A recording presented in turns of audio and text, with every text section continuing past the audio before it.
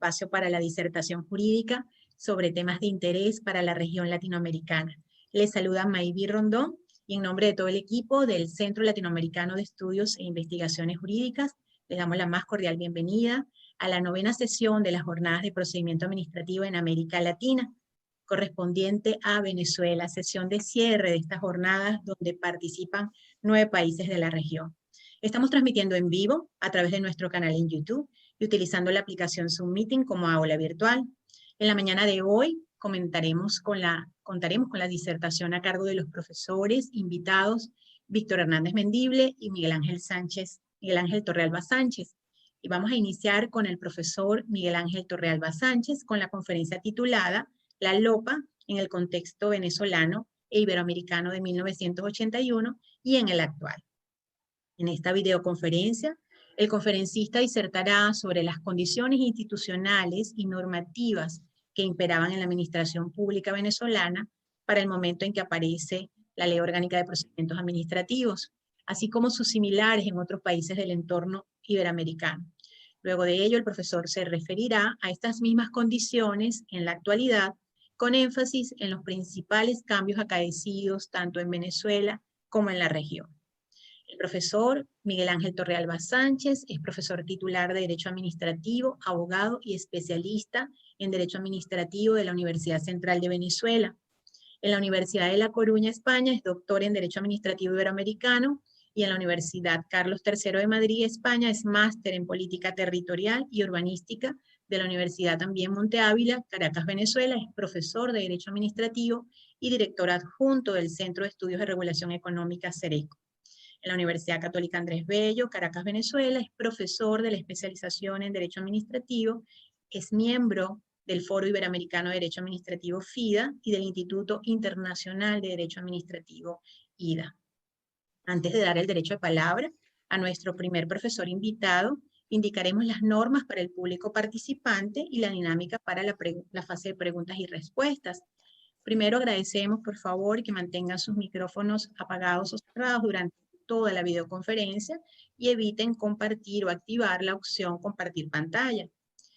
En segundo lugar, les agradecemos, por favor, que nos realicen los comentarios o preguntas por escrito para quienes se encuentran en la sala Zoom a través del chat y para quienes se encuentran en el canal YouTube a través de la sección comentarios. Las preguntas y o comentarios, por favor, realizarlas sobre el tema que se está tratando. No olviden escribir su nombre y el país donde se encuentra. Escrita esta dinámica, le damos la más cordial bienvenida a nuestro primer profesor invitado, Miguel Ángel Torrealba Sánchez, al aula virtual de Derecho Latinoamericano CENLAE. Bienvenido, profesor. Buenos días, muchas gracias, estimada Mayvi. ¿Se escucha bien? ¿Escuchan bien todos? Bueno, en tal caso, aparte de agradecer a la profesora Mayvi Rondón por su presentación, debo comenzar agradeciendo al Centro Latinoamericano de Estudios e Investigaciones Jurídicas, CENLAE, y a sus directivos y organizadores por permitirme nuevamente conversar con ustedes en la mañana de hoy acerca de temas vinculados con el derecho administrativo. Muy complacido además y muy honrado por poder compartir esta disertación de hoy con mi amigo y colega, el profesor Víctor Rafael Hernández Mendible, además también compañero tanto de nacionalidad como de líneas de investigación, inclusive en el caso del Centro de Estudios de Regulación Económica de la Universidad Monte Ávila. Dicho esto, además, también muy complacido por cerrar este destacado ciclo de conferencias sobre las leyes procedimentales administrativas iberoamericanas o sobre el procedimiento administrativo en los diversos países de Iberoamérica.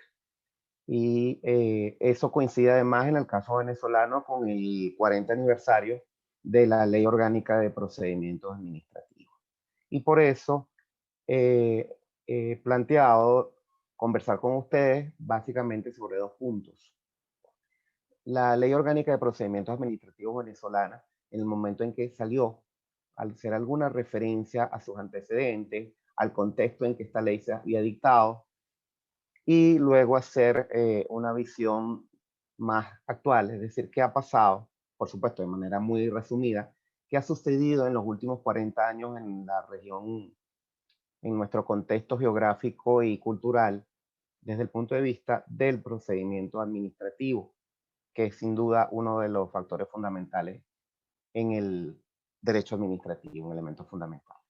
Y aunque habría muchas referencias doctrinarias, bibliográficas que pudiera citar, me voy a limitar a referir quizás el autor que, a mi modo de ver, ha estudiado durante muchas décadas con especial detenimiento este asunto del procedimiento administrativo iberoamericano y de los principios del procedimiento administrativo iberoamericano. Me refiero a, por supuesto, al profesor Alan Bruber Carías, profesor emérito de la Universidad Central de Venezuela, y además hoy en día sigue siendo profesor en universidades tanto de Estados Unidos como universidades europeas. El profesor Bruber Carías tiene el tomo 4 de su Tratado de Derecho Administrativo, que es además una obra que está de libre acceso, por fortuna, para consulta de todos los interesados en el tema, comenzando por nosotros mismos, los profesores de la materia. El profesor Bruber Carías tiene en ese tomo 4 una serie de estudios recopilados en su tratado sobre el procedimiento administrativo. Y por allí, sin duda, me va a servir de guía para comentar algunas cosas. De entrada, señalar que el procedimiento administrativo iberoamericano se nutre, no únicamente, pero en gran medida, del hito que constituyó la Ley de Procedimientos Administrativos Española del año 58. Curiosamente, una ley que sale en tiempos en los cuales no imperaba el Estado de Derecho y sobre todo no imperaba el Estado democrático en el contexto español. Y sin embargo, por una serie de razones que serían muy extensas referir aquí, se pudo lograr en España, además con el aporte de grandes administrativistas, quienes además en los años sucesivos y sobre todo a partir de la democratización española hicieron y siguen haciendo muchos aportes al derecho administrativo.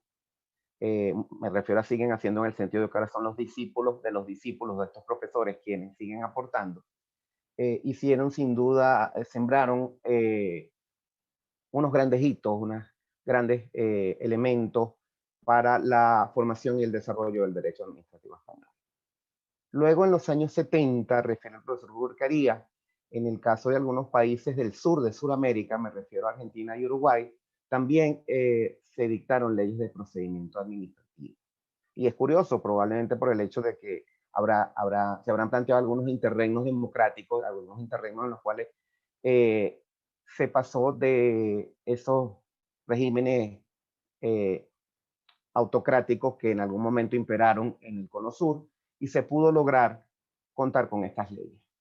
Luego, para fines de los años 70, también se dicta la Ley de Procedimiento Administrativo Costarricense, que sin duda aquí sí se trata de una continuidad en la evolución democrática desde el punto de vista político como jurídico de Costa Rica.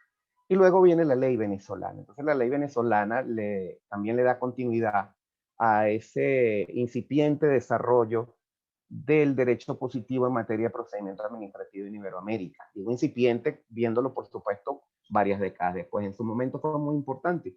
Como señala el profesor Bruber Carías, puede hablarse de un elemento transformador del derecho administrativo y yo diría que hasta cierto punto en el funcionamiento de la administración pública, porque se pasa de concebir a la administración pública meramente desde el punto de vista de sus potestades y de su autoridad a concebir a la administración pública desde el punto de vista de la actividad administrativa que ejerce, que realiza ejerciendo sus potestades, pero también aportando elementos de garantías para el particular, elementos de garantía en el ejercicio de la actividad administrativa, garantías en el desarrollo del procedimiento administrativo y también las leyes de procedimiento administrativo se dedicaron a regular el tema del acto administrativo, las nulidades del acto administrativo y las potestades de autotutela en sus diversas modalidades de la administración pública. Realmente, en el caso venezolano, la Ley Orgánica de Procedimientos Administrativos fue muy importante porque además le dio herramientas a la persona para poder plantear una situación mucho más consona con un Estado de derecho democrático en el cual, si bien hay una administración pública, hay una potencia o persona que es la administración pública, que es servidora del interés general y que por lo tanto tiene una serie de potestades constitucionales y legalmente asignadas, pero por el otro lado también hay un ciudadano, no es un simple receptáculo no es un simple súbdito destinatario de las potestades públicas, sino que también tiene una serie de garantías y de derechos. Posteriormente a la Ley Orgánica de Procedimientos Administrativos, veremos que se dictaron una serie de leyes, pero en otros países iberoamericanos. Pero quisiera cerrar esta primera parte, básicamente señalando la importancia para el derecho administrativo venezolano de la LOPA, desde el punto de vista primero de establecer un ámbito de aplicación con sus discusiones, con sus controversias en lo concerniente justamente a la aplicación de las normas de la Ley Orgánica de Procedimientos Administrativos, una definición también controversial del acto administrativo, pero allí está, una regulación de la actividad administrativa, un primer ensayo, o si no es el primero, al menos uno de los primeros ensayos de inclusión de principios expresos en el derecho positivo venezolano, que son algunos de los principios establecidos en la LOPA que rigen a la actividad administrativa. Igualmente, un diseño de un procedimiento administrativo o de algunos procedimientos administrativos, que realmente más que diseños exhaustivos, más bien se trató de, digamos así, de hitos, de fases que podían ser incluidas en los procedimientos administrativos, siempre, por supuesto, que fueran idóneas para la consecución del fin perseguido y que además permitieran el ejercicio de las garantías y de los derechos de la persona en el procedimiento administrativo y en general frente a la actividad administrativa. Pues bien, se trató entonces de un ensayo muy importante para juridificar, para embridar, como dice la doctrina española, embridar al poder, es decir, para encauzar la actividad de la administración pública por los senderos de la juridicidad y por los senderos del respeto a la garantía de las personas. Ya con eso, pues evidentemente se trató de un hito fundamental. En el caso venezolano, la LOPA fue complementada posteriormente con otras leyes ya a partir de la Constitución del 99, como es la misma Constitución que estableció evidentemente unos aportes fundamentales para el derecho administrativo y también para algunas otras leyes administrativas que consagraron deberes y derechos de la persona y que fueron complementando a la Ley Orgánica de Procedimientos Administrativos. Bueno, visto este primer hito, primera parte de mi disertación, entonces convendría hacer, de manera muy resumida, porque el tiempo apremia, una referencia a qué pasó después de la LOPA, tanto en Venezuela, que ya lo referí un poco, pero sobre todo en el contexto iberoamericano. Y hay que señalar que la codificación, al menos la codificación del procedimiento administrativo, continuó en Iberoamérica. Continuó con Colombia, que unos años después de la LOPA incluye en su ley procesal administrativa normas del procedimiento administrativo y luego, como hemos visto en las conferencias previas de este ciclo, hubo leyes en otros países que además han sido objeto de reforma. Vimos, por ejemplo, el caso peruano, hemos visto el caso ecuatoriano, más recientemente los casos de República Dominicana, de El Salvador, están también las leyes de Bolivia, la ley de procedimiento administrativo de Bolivia, y como señala el profesor Gruber Carías, prácticamente no hay país en Latinoamérica que no haya tenido una o incluso reforma de sus leyes de procedimiento administrativo. En ese sentido, Venezuela podría decirse que está un poco rezagada, pero evidentemente en esta oportunidad no es el momento propicio para hacer una reforma de la ley por muchas razones que no vienen al caso, pero sí para pensar un poco en cuál debe ser el destino de una posible revisión futura en cuanto a las líneas básicas de revisión, de modernización y de adaptación de la Ley Orgánica de Procedimientos Administrativos a las realidades existentes. Y en ese sentido, me parece que es importante revisar algunos de los que han sido los aportes más recientes, las líneas de trabajo de esas leyes de procedimiento administrativo iberoamericana.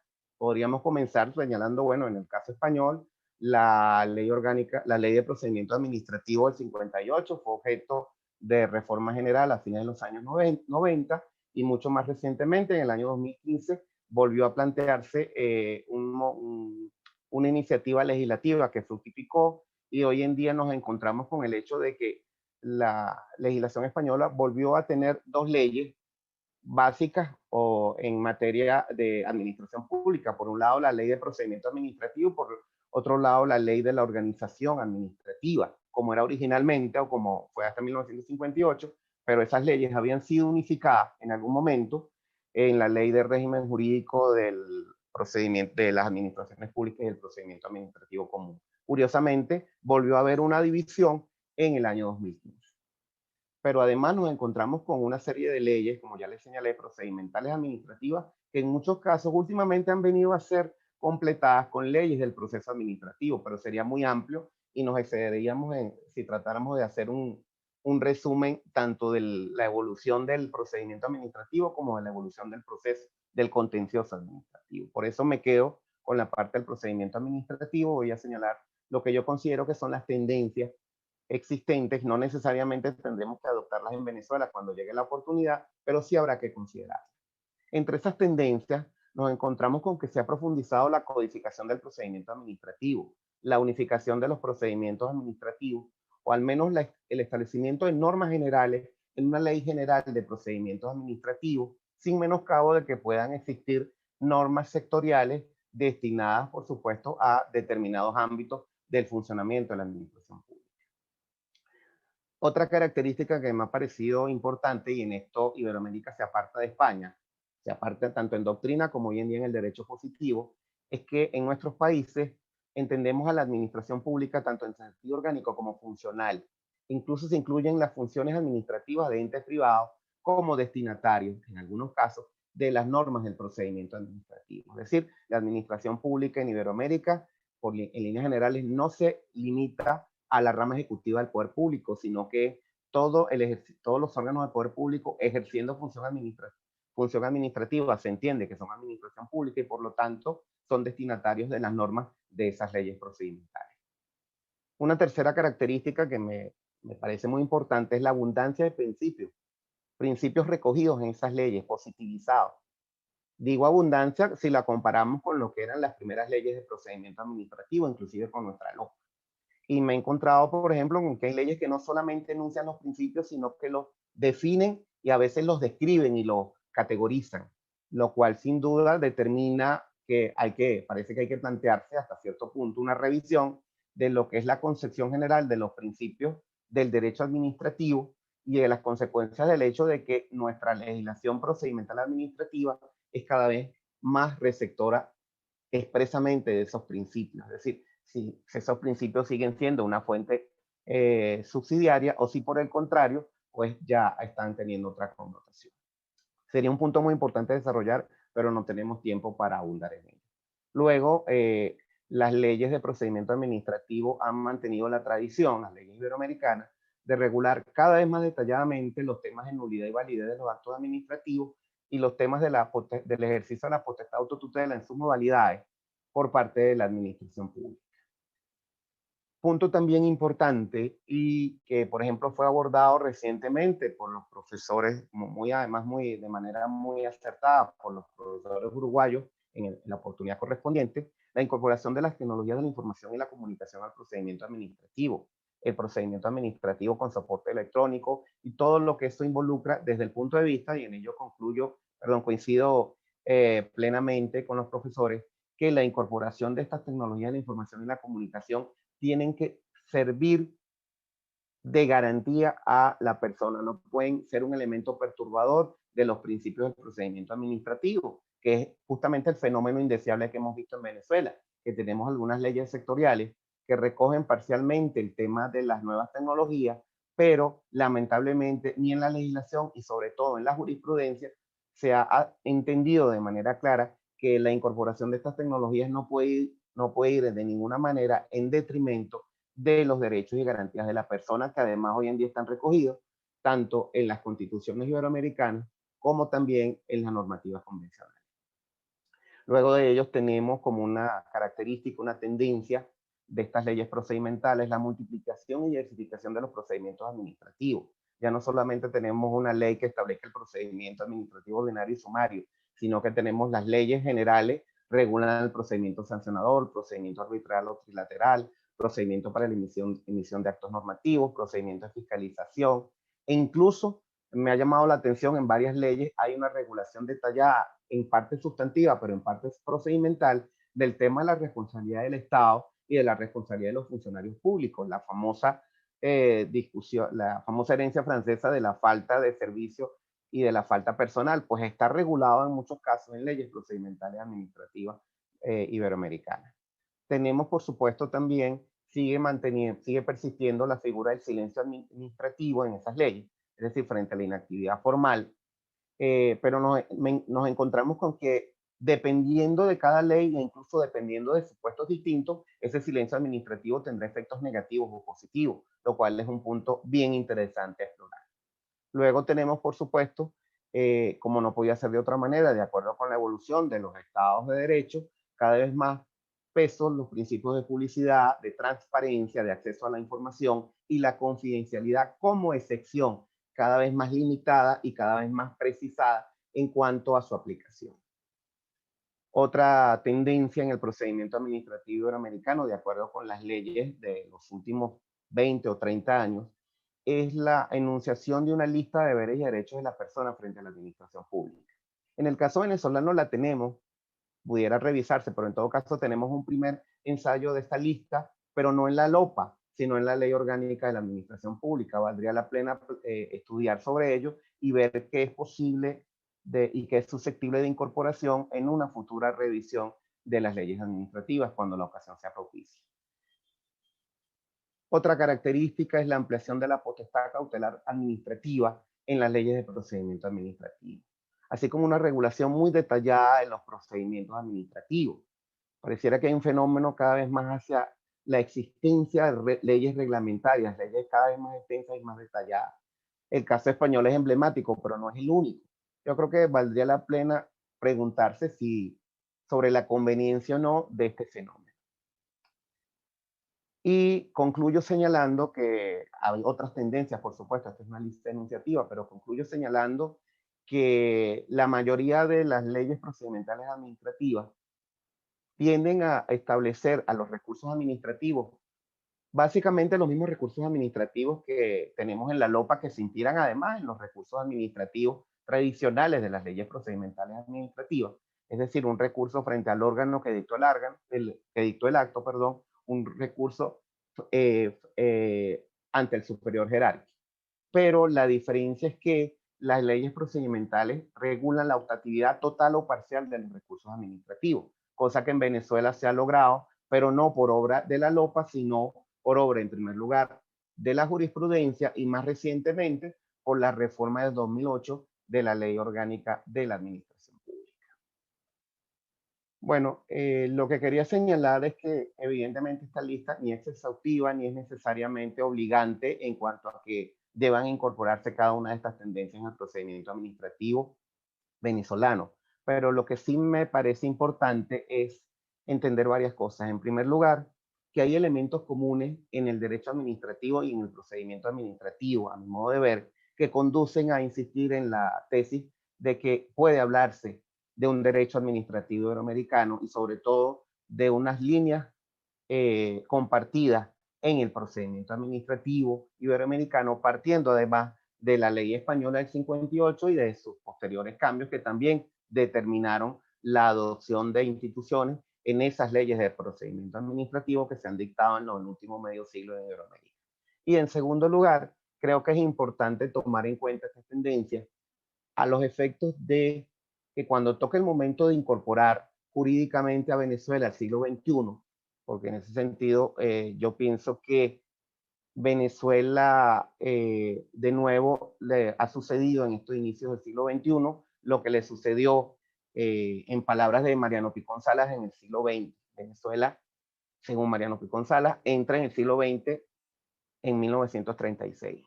Bueno, yo a veces me pregunto si Venezuela ha entrado realmente en el siglo XXI. Y si no ha sido así, pues cuando la ocasión se preste para ello y realmente regresemos a lo que ha sido nuestra evolución de progreso de la segunda mitad del siglo XX, pues desde el punto de vista jurídico habrá que plantearse para la consolidación y recuperación del cabal del Estado de Derecho, la revisión de las tendencias procedimentales administrativas iberoamericanas a la luz de, o con objeto, con miras a pensar en una revisión de nuestra, muy útil, muy importante en su momento, pero sin duda necesitada de actualización, Ley Orgánica de Procedimientos Administrativos. Bueno, concluyo esperando no haberme excedido demasiado del tiempo y les doy a todos muchas gracias por su atención. Muchas gracias a usted, profesor, por su interesante exposición, súper amplia. Vamos con nuestro siguiente invitado. Continuamos con el profesor Víctor Hernández Mendibles, artífice de este maravilloso encuentro académico, donde hemos podido conocer ampliamente los procedimientos administrativos, con el de hoy, con la conferencia de hoy, 9 países de la región, y donde se han conmemorado los aniversarios de las leyes de procedimiento administrativo de países como Argentina, Colombia, Perú, Uruguay y también Venezuela. El profesor Hernández Mendible disertará sobre la incidencia del derecho internacional en el procedimiento administrativo nacional. El profesor Hernández Mendible es abogado, egresado de la Universidad Católica Andrés Bello, es especialista en Derecho Administrativo de la referida universidad, es licenciado en Derecho, homologado ante el Ministerio de Educación y Ciencias de España y doctor en Derecho de la Universidad Católica Andrés Bello. Es profesor de la Maestría de Derecho Administrativo en la Universidad del Rosario, Colombia, profesor en las maestrías en Derecho Administrativo y en Derecho Constitucional de la Pontificia Universidad Católica Madre y maestra en República Dominicana. Es miembro del Consejo Académico del Doctorado en Derecho Administrativo Iberoamericano de la Universidad de La Coruña, España. Es director del Centro de Estudios de Regulación Económica de la Universidad Monte Ávila en Venezuela. 31 años de experiencia profesional en Hernández Mendible, Orjuela y Asociados. Despacho internacional de abogados especializado en el ámbito del derecho público, constitucional, administrativo y derechos humanos, así como en el derecho público de la economía en áreas relacionadas con la regulación económica de los servicios, bienes de energías convencionales y renovables, agua potable, saneamiento, desarrollo, sostenibilidad, telecomunicaciones y postales. Es presidente actual de la Red Iberoamericana de Derecho de la Energía, RIDE. Le damos la más cordial bienvenida al profesor Víctor Hernández Mendible al aula virtual de Derecho Latinoamericano en el cierre de las jornadas de procedimiento administrativo en América Latina. Buenos días. Quiero comenzar agradeciendo al CENLAE por la organización de estas extraordinarias jornadas latinoamericanas de derecho administrativo que nos han permitido establecer una suerte de diálogo a la distancia sobre los temas que nos ocupan en el marco de lo que es el procedimiento administrativo, y más en este año de aniversarios. Coinciden que, aunque son épocas distintas, durante todos estos años se fueron dictando leyes en los distintos países al comienzo de cada década, y eso permite que ahora tengamos esta celebración concurrente de 40, 30, 50 años y 20 de leyes de procedimiento administrativo.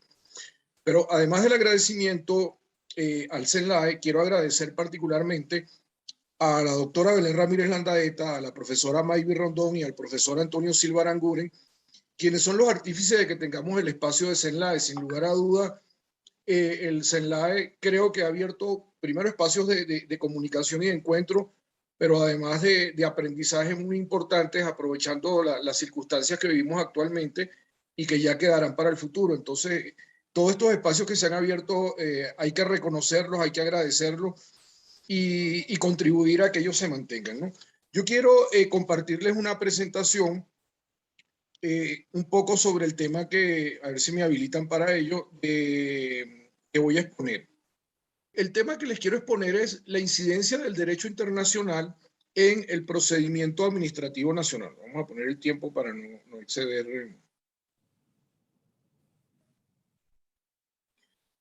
En el derecho administrativo nacional. Básicamente, ¿cuál es la idea que pretendo desarrollar? Hacer una introducción, luego del enfoque para entender dónde nos ubicamos en lo nacional y lo internacional del Estado de Derecho multinivel, y hablar del bloque de convencionalidad, de las obligaciones internacionales que tienen los Estados, particularmente en lo que respecta a los derechos humanos en el ámbito con el derecho administrativo, analizar la teoría de las nulidades y ver cómo impacta ese orden internacional en el ámbito de la teoría de las nulidades o de los elementos del acto administrativo, y en función de ello de la teoría de las nulidades, y analizar un poco alguna jurisprudencia importante que se ha dado, no solo en el contexto americano, sino en el contexto europeo, sobre temas que tienen que ver con aspectos sancionatorios, acceso a la información pública y derecho a las consultas públicas, que son aquellos en los que se centra el tema del derecho administrativo propiamente, el del procedimiento administrativo en concreto, porque hay otros temas de derecho administrativo, pero que escapan al procedimiento y que en consecuencia no son de interés para esta exposición. Entonces, lo primero que tenemos que partir es de la idea del concepto del Estado de Derecho multinivel. Sabemos que a partir de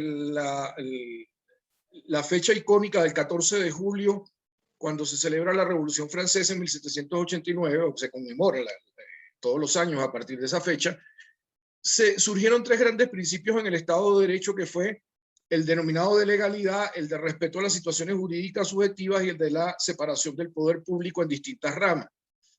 Eso que surge allí en el ámbito nacional y en el contexto francés, que no tenía otra pretensión que resolver un problema político que tenían allá, se proyecta luego en todas las sociedades del mundo occidental que tienen un Estado de Derecho, e incluso cuando se van creando las comunidades internacionales, se va armando la comunidad internacional y se van creando las instituciones, podemos proyectar esos principios de juridicidad, como se le reconoce hoy en día, porque abarca no solo el bloque de legalidad, sino el de constitucionalidad y también el de convencionalidad, al que luego me voy a referir, en el marco del Estado de Derecho, porque esas son las bases de las reglas jurídicas sobre las cuales deben actuar los Estados en el ámbito nacional, en el ámbito comunitario y en el ámbito mundial. Pero además de eso, el respeto a las situaciones jurídicas subjetivas, que nace básicamente de la idea de la protección de los derechos fundamentales y las libertades públicas, también se va a proyectar en el ámbito comunitario y en el ámbito mundial con la protección de esos mismos derechos fundamentales y libertades comunitarias, o de los derechos humanos y de la protección de las inversiones en el caso concreto internacional. Y la separación del poder, que no solo hoy en día, como siempre lo explica el profesor Bruno Carías, es desde el punto de vista horizontal, sino también vertical, pero quedándonos en la parte horizontal, tenemos una rama ejecutiva, legislativa y judicial, unos órganos comunitarios que tienen funciones ejecutivas y legislativas, los órganos de los estados y las cortes regionales respectivas, y en la comunidad internacional tenemos, además de las organizaciones como la Organización de Naciones Unidas y otras, que están los organismos internacionales que garantizan el cumplimiento de ese orden, está los estados nacionales y los tribunales internacionales. Incluso esto último ha llevado a plantear en algunos aspectos de que existe un derecho administrativo global que todavía sigue siendo algo etéreo, algo gaseoso y que no terminan de aterrizar exactamente en qué consiste, pero que bueno, ha generado un debate interesante. Pero estos temas además nos llevan a hablar de otros aspectos que se dieron con posterioridad, otros principios que son el de la responsabilidad del Estado en lo nacional, en lo comunitario y en lo internacional, y el del control jurisdiccional pleno. Es decir, hoy en día el control jurisdiccional no solo se da en cada país, sino que también se puede dar un control jurisdiccional en el ámbito de las relaciones comunitarias, y hay un control jurisdiccional internacional de la función del Estado. Incluso al punto que espero, parece que se interrumpió la presentación. No logro verla, profesor. ¿Puede intentarlo de nuevo, por favor? Sí, parece que se salió. Sí, ahora sí, ahora sí. Ahora sí está visible. Disculpen, hace rato no se veía. No se veía. Ah, perdón. Bueno, en todo caso, no se preocupen que no he pasado de esta lámina que estoy aquí. Sí, yo no lo quise interrumpir, pero estaba tratando de habilitarlo porque no sé por qué no me daba la función de habilitar. Ah, pero ahora sí está perfecta, ¿no? Perfecto, ahora sí lo podemos ver. No he avanzado de aquí, así que no se preocupen, lo que les estoy explicando es este cuadro que tengo. Y entonces, a partir de esa idea, tenemos un control jurisdiccional nacional que, si él no responde a la legalidad, a la juridicidad en el marco del respectivo país, no garantiza el respeto de los derechos fundamentales, no garantiza la separación de poderes, va a conllevar a que entonces se tengan que reclamar allí la responsabilidad del Estado en el ámbito nacional. Y si aún así falla ese control jurisdiccional en el ámbito nacional, van a quedar abiertos de manera subsidiaria y complementaria a los escenarios internacionales. Y es un poco aquí a donde quiero atender en esta proyección. Cuando nosotros hablamos en el caso venezolano, pero valdría para cualquier país de América Latina, cambiando lo que hay que cambiar, la Convención Americana de Derechos Humanos fue ratificada por Venezuela el 31 de julio de 2019, según aparece en la página oficial de la Organización de Estados Americanos, donde se reconoció la competencia de la Comisión y de la Corte Interamericana. De ahí que en el marco de la Convención de Viena sobre Derechos de los Tratados, Venezuela está obligada por este instrumento internacional, pero además está obligada porque en el caso venezolano, la Convención Americana de Derechos Humanos forma parte del bloque de constitucionalidad y no puede ser eliminada como se ha pretendido en algún momento sin acudir a una reforma constitucional que por su carácter regresivo sería bastante cuestionable. Pero en todo caso, lo mínimo que podría intentarse para pretender eliminar del bloque de constitucionalidad la Convención Americana, que está reconocida en 2 artículos de la Constitución venezolana, tendría que implicar una reforma constitucional o por lo menos ir a un debate de reforma constitucional y la posterior ratificación por vía de referéndum por el pueblo.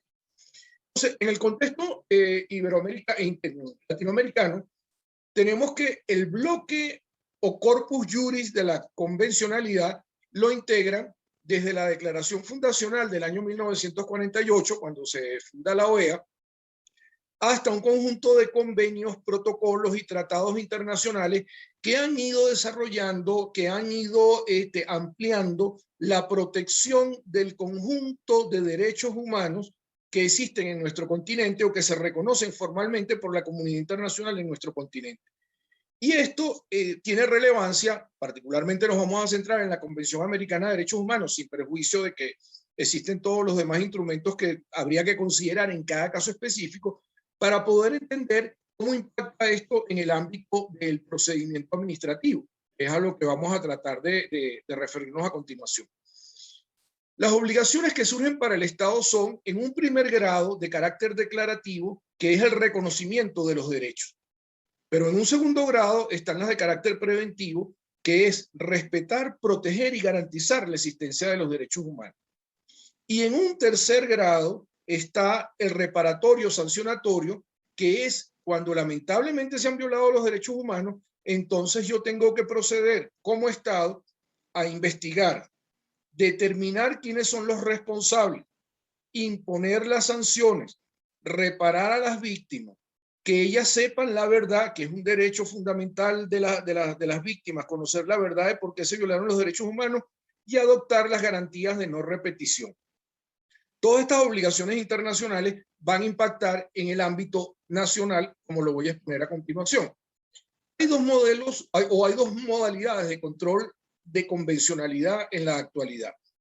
Uno es el nivel interamericano, que es el denominado control concentrado, que es subsidiario, complementario, inmediato.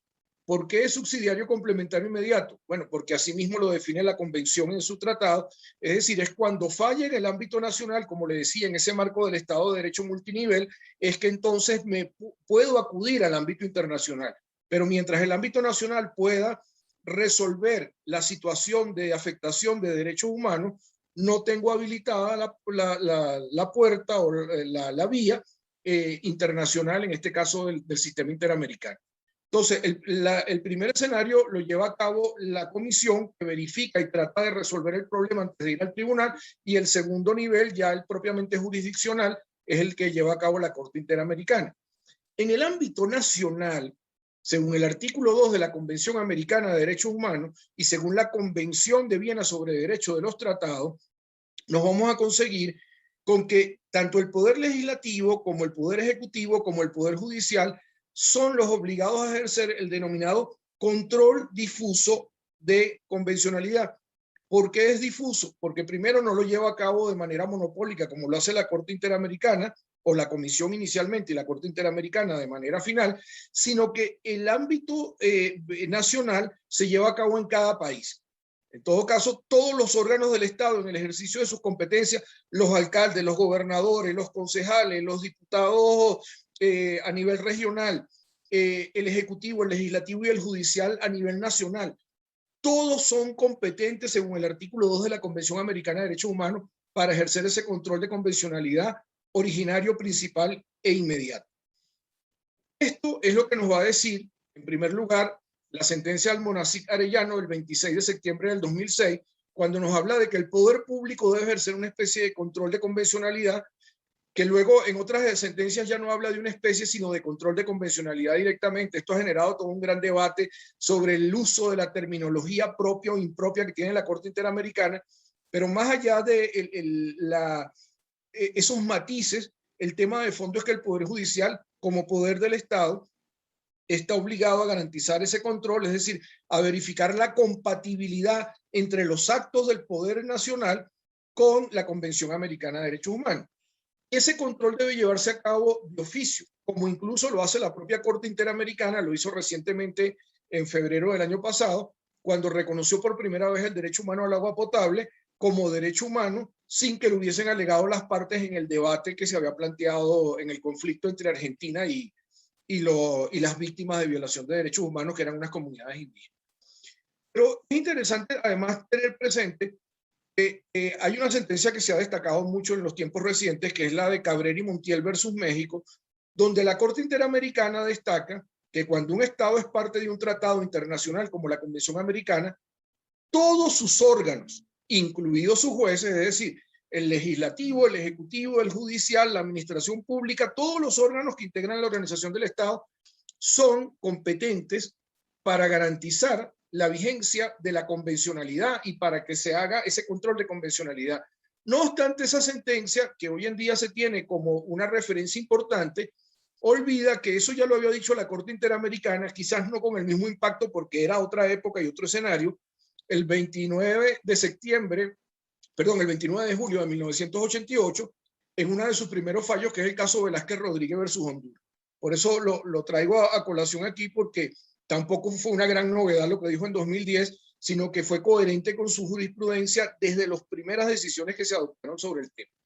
Bueno, ¿cómo se proyecta esto en el procedimiento administrativo? Que es lo que todos quieren escuchar. Tengo que hacer esta introducción para poder llegar a aterrizar este momento. El Estado, en el ámbito de la función administrativa, tiene la obligación de que toda su actividad o inactividad sea compatible con el bloque de convencionalidad, es decir, con el conjunto de tratados internacionales en materia de derechos humanos, y además de eso, con la interpretación que de la misma ha hecho la Corte Interamericana de Derechos Humanos. Por ejemplo, voy a mencionar algunos casos como referencia para que los vean. Cuando se habla del principio de legalidad, la Corte siempre habla de que los órganos del Estado deben actuar con sujeción al imperio de la ley, que no es otra cosa que el principio de legalidad, como también lo conocemos. Entonces, ¿esto qué implica? Que es en el orden interno donde se define cuál es la regla jurídica aplicable para una situación concreta, cuál es el procedimiento para llevar a cabo esa situación, esa actuación concreta, y además de eso, la actuación debe darse con sujeción a ese principio de legalidad, particularmente en materia sancionatoria. Esto no nos está diciendo nada extraordinario de lo que ya sabemos en el derecho administrativo. De hecho, si leemos muchas de las sentencias, para los que son especialistas en derecho administrativo, se darán cuenta de que las grandes categorías del derecho administrativo han experimentado una convencionalización, como pasa, por ejemplo, con el ejercicio de la potestad discrecional y el control que se debe ejercer sobre la misma. Casos como el de Panamá o el de República Dominicana son un ejemplo de ellos, donde la Corte se ha tenido que pronunciar. Y siempre ha dicho algo muy importante, que a veces se soslaya, se ignora, se olvida o no se aplica en el ámbito nacional, pero que compromete la responsabilidad internacional del Estado cuando se incumple, que es la necesidad de la motivación de las decisiones cuando se actúa en vía en el ejercicio de una potestad discrecional, para no incurrir en arbitrariedad, porque si se incurre en arbitrariedad, entonces puede caerse en un supuesto de desviación de poder, como pasó en el caso de RCTV contra Venezuela, que se analizó el fin del acto administrativo o de la actuación administrativa que perseguía un fin desviado, un fin distinto al contemplado en el ordenamiento jurídico en la tramitación del procedimiento para la renovación de la concesión y de las habilitaciones administrativas, o el incumplimiento de la obligación de motivación en el caso Flor Freire contra Ecuador, que condujo a la declaración de la arbitrariedad. Todo esto que estoy mencionando son vicios de inconvencionalidad, más allá de que el ordenamiento nacional en cada país los reconozca o no, son vicios de inconvencionalidad que pueden ser declarados por las autoridades nacionales, y si no lo hacen ellas y no reparan la situación jurídica infringida, pues lo hará la Corte a nivel internacional. Sobre el respeto al debido procedimiento administrativo, miren, desde el caso famoso de Baena Ricardo contra Panamá, que era de naturaleza sancionatoria en materia de consultas de comunidades indígenas, en el caso de concesiones administrativas como el de RCTV, el caso Flor Freire también. Es decir, en cada uno de ellos ha ido reiterando que el artículo 8 de la Convención Americana de Derechos Humanos, que en principio fue concebido bajo la perspectiva de la formación del proceso en sede judicial, también se aplica al ámbito del procedimiento administrativo, como lo dice, por cierto, la Constitución venezolana en el artículo 49, con lo cual no hay ninguna novedad. Y lo dicen todas las constituciones del continente en algún artículo de las constituciones que se han reformado del año, de la década del 90 para acá. Todas dicen que el debido proceso se aplica no solo al proceso judicial, sino al administrativo. Incluso esto tiene perfecta coherencia con aquello que enseña el profesor Javier Barnés, de que el procedimiento administrativo de primera generación tuvo una inspiración en el proceso judicial, porque las características en las cuales se construyó eran muy similares, mientras que el de segunda generación se parece más al proceso legislativo, también porque las características lo hacen asimilarse más para la expedición de actos de contenido normativo. Pero dicho esto, veamos rápidamente. La teoría de los elementos estructurales del acto administrativo nos permiten identificar 5 grandes elementos: el subjetivo, que tiene que ver con la competencia; el objetivo, con el contenido objeto del acto; el causal, con las causas o motivos; el teleológico, con la finalidad; y el formal, con la expresión del acto administrativo en sus 2 vertientes, tanto cómo se llega a ese acto administrativo mediante el procedimiento administrativo previo, y además cómo se exterioriza ese acto administrativo, que además requiere una motivación racional, adecuada, suficiente, para que se pueda conocer la justificación, las razones, los elementos que tuvo en consideración para decidir de una u otra manera la administración. Y además de eso, la parte de la exteriorización, que hoy en día lleva a que no solo hablemos de que tenemos actos administrativos en soporte de papel, sino también actos administrativos en soporte electrónico, haciendo la aclaratoria que el soporte electrónico no le aporta nada al acto administrativo, como no se lo aporta el soporte de papel. Pues en realidad el acto administrativo en sus elementos esenciales son estos. Por eso yo particularmente soy muy esquivo de la idea de hablar de actos administrativos electrónicos, porque pareciera que es una nueva categoría de acto. Así como no hay leyes electrónicas ni hay sentencias electrónicas, tampoco hay actos administrativos electrónicos. Lo que hay son actos administrativos, leyes y sentencias en soporte de papel, que ha sido lo que tradicionalmente conocemos, o en soporte electrónico. Pero bueno, apartando ese tema, vamos a la teoría de las nulidades. Identificados los elementos del acto administrativo, tenemos que, siendo tributarios del derecho español, como muy bien lo explicaba el profesor Miguel Ángel Torrealba, la teoría de las nulidades nos lleva a hablar de los vicios invalidantes y de los vicios intrascendentes o no invalidantes. Obviamente esta segunda categoría no nos interesa el día de hoy, pero dentro de los vicios invalidantes tenemos los de nulidad absoluta, pleno derecho, radical, que en el caso venezolano está en el artículo 19 de la ley, y los de nulidad relativa o anulabilidad, que están en el artículo 20 de la ley. Y así básicamente esta dualidad se consigue en toda la legislación iberoamericana, como le escucharon a los expositores que nos antecedieron en las 8 conferencias previas. En el caso de los vicios de nulidad absoluta o de pleno derecho, el vicio de inconstitucionalidad, el vicio de ilegalidad y el vicio de inconvencionalidad pueden conducir a esa nulidad absoluta. Concretamente, el vicio de inconstitucionalidad y el vicio de inconvencionalidad, que son insanables, van a conducir a la nulidad absoluta. El vicio de ilegalidad, dependiendo del grado de la ilegalidad, conducirá a la nulidad absoluta o a la nulidad relativa. Esto básicamente lo vemos cuando analizamos, siguiendo las enseñanzas del maestro Luis Enrique Farías Mata, quien a partir de una serie de preguntas se formulaba cuáles eran los elementos que existían en el acto administrativo, identificaba los vicios de cada uno de ellos y las consecuencias jurídicas que se podían derivar en el ordenamiento jurídico de los mismos. Así entendíamos que cuando se preguntaba quién dictaba el acto, hablaba del elemento subjetivo, cómo se dictaba del formal, para qué lo dictan el teleológico, qué se dicta el objetivo y por qué se dicta el causal. Y esto se reflejaba en los potenciales vicios que tendría el acto y en las consecuencias de mayor o menor gravedad por el incumplimiento de esos elementos estructurales del acto administrativo. Ahora, eso en el caso de la inconvencionalidad, ¿cómo se nos va a dar? La teoría de las nulidades en el caso de los actos administrativos se ve impactada, no es un tema que va a pasar en el futuro o que requiere una reforma legal, es que ya ocurre porque todas esas sentencias que ha dictado la Corte Interamericana, en definitiva lo que han dicho es, se incurrió en un vicio de inconvencionalidad, ese acto es nulo. Bueno, no dice que es nulo, dice que es inconvencional. y condena al Estado a reparar. En consecuencia, si el Estado lo declara nulo no internamente, es irrelevante, porque la consecuencia práctica es que está reponiendo la afectación de derechos humanos, de derechos fundamentales que han sido lesionados por esos actos administrativos o por ese procedimiento administrativo mal tramitado que condujo en todo caso a la expedición de un acto administrativo. Es en ese escenario donde vamos a ver que el único supuesto donde todo es perfecto es cuando el acto es constitucional, legal y convencional. Pero cuando el acto ya entra en cualquiera de los otros escenarios que están en este momento viendo proyectados, podemos estar ante vicios de nulidad absoluta o de nulidad relativa, y sobre todo los vicios de convencionalidad no pueden ser subsanados. En consecuencia son vicios que van a conducir siempre a la nulidad absoluta. Es decir, pasa lo mismo que con la inconstitucionalidad.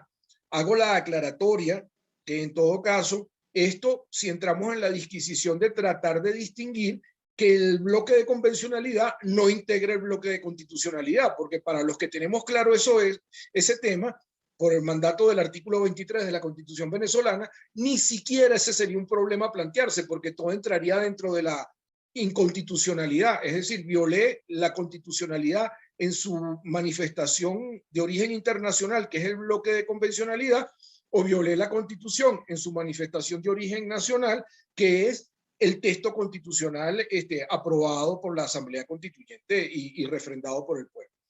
Entonces, bajo ese esquema, me interesa destacar que este es uno de los aspectos de la proyección que quería mencionar de los actos administrativos. Los otros, que muy brevemente voy a relatar, son el que tiene que ver con el non bis in idem, y en este caso me voy a referir a 3 fallos que por razones de tiempo simplemente los mencionaré y luego lo podemos hablar ya con más detalle en el caso de las preguntas del Tribunal de Justicia de la Unión Europea.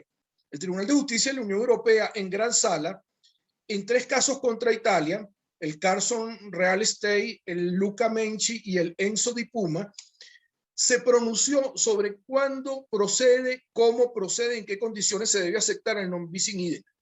Ojo, hago la aclaratoria que la interpretación del Tribunal de Justicia de la Unión Europea lo hace en el contexto de la Carta Europea de Derechos Fundamentales y, además de eso, del ordenamiento jurídico de la Unión Europea. No lo hace en el marco de la Convención Europea de Derechos Humanos, pero hay una sentencia muy importante que les recomiendo a todos que la lean, de la Corte Europea de Derechos Humanos, que incluso fue comentada en su momento por el profesor Antonio Silva Aranguren en un trabajo que hizo, que es el caso Grande versus Italia. Fíjense que estos 3 casos, y el que le estoy mencionando por fuera también es contra Italia, que lo resolvió el Tribunal Europeo de Derechos Humanos sobre el caso de la materia sancionatoria y el non bis in idem, porque ahí van a conseguir que algunas cosas no son exactamente iguales.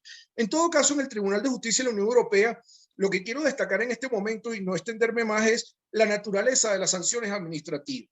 El tribunal en la sentencia Carson Real Estate dice lo siguiente: las sanciones administrativas pueden comportar naturaleza represiva, como ya lo había dicho en el caso Bonda en el año 2012, preventiva o reparatoria.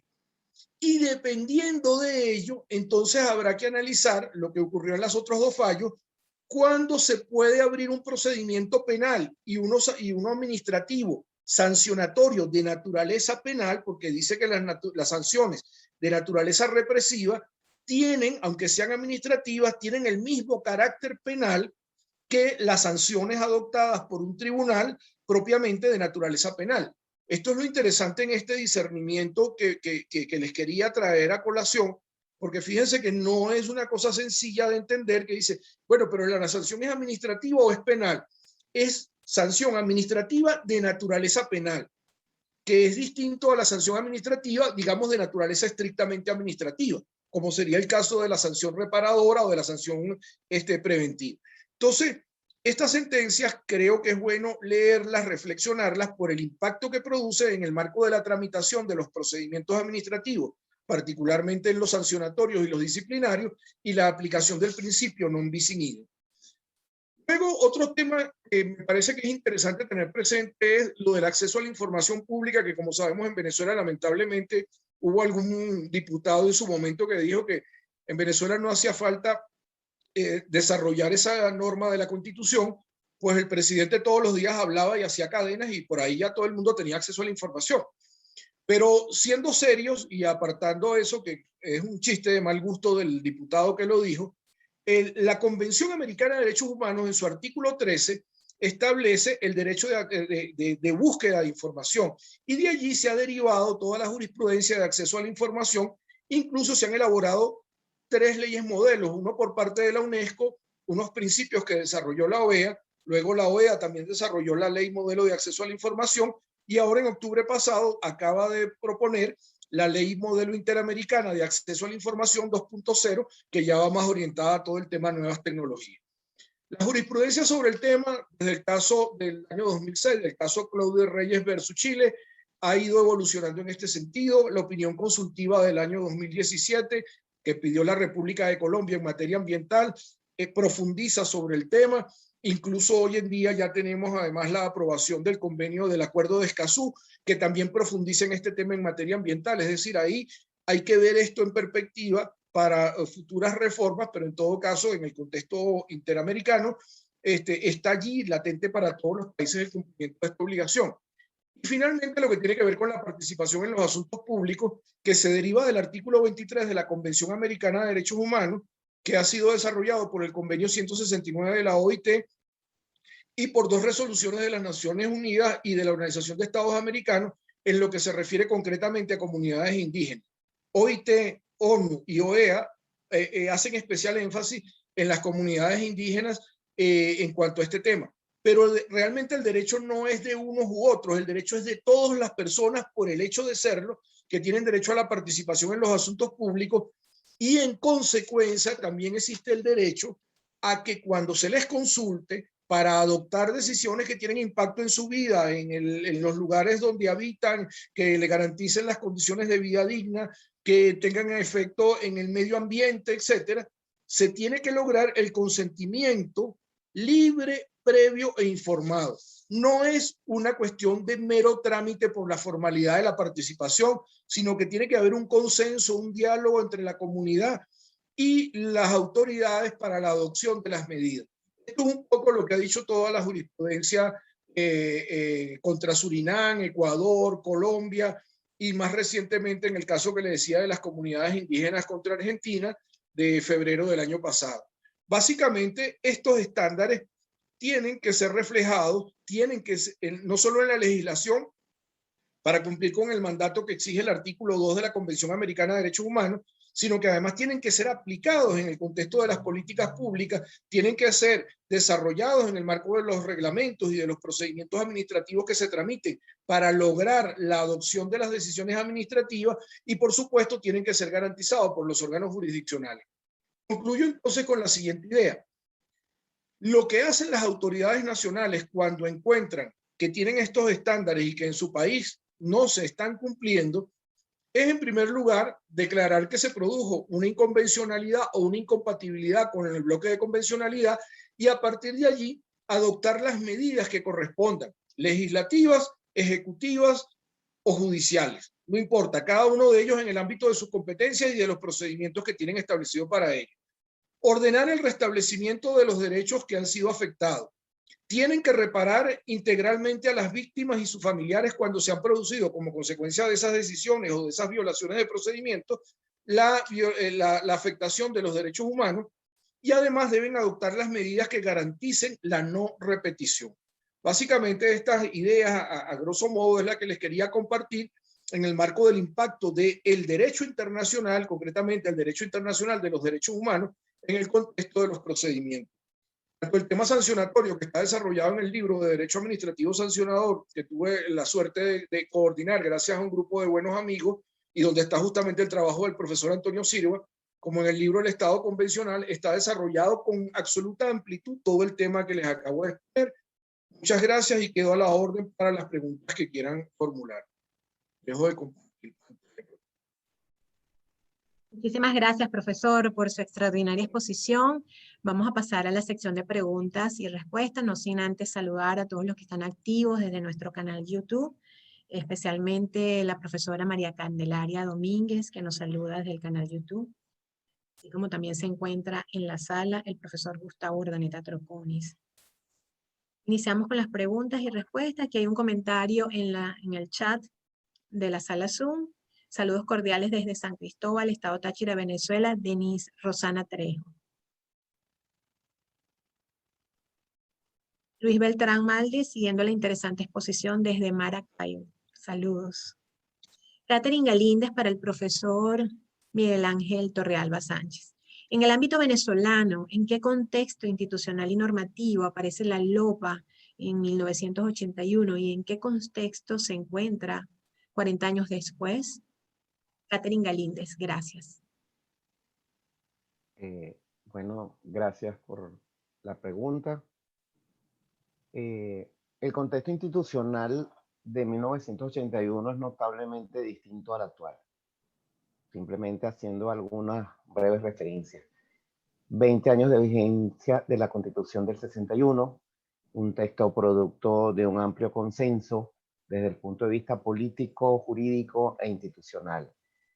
Una ley que fue producto de estudios de décadas, justamente desde el Instituto de Derecho Público de la Universidad Central de Venezuela, de la Comisión de Administración Pública, de la Comisión de Reforma de Administración Pública, respectivamente, dieron lugar a una serie de anteproyectos.